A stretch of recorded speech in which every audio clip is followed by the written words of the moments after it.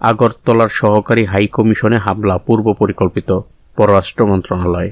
মমতার বক্তব্য বাংলাদেশের স্বাধীনতা সার্বভৌমত্বের প্রতি হুমকি স্বরূপ, মির্জা ফখরুল।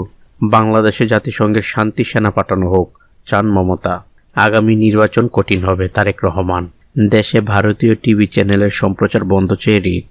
বাগেরহাটে বাস টার্মিনাল দখল নিয়ে বিএনপির দুই পক্ষের সশস্ত্র মহড়া। সবাইকে নিয়ে নতুন বাংলাদেশ এগিয়ে যাবে, জামায়াত আমির।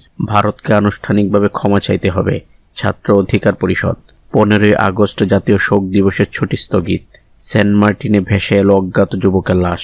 এখনোই চালু হচ্ছে না রূপপুর বিদ্যুৎ কেন্দ্র।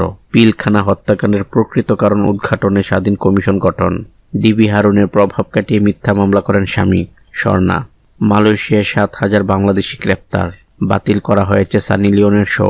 9 পুলিশ কর্মকর্তাকে বাধ্যতামূলক অবসর। দেশের শীর্ষ 12 আলেমের নামে মামলা।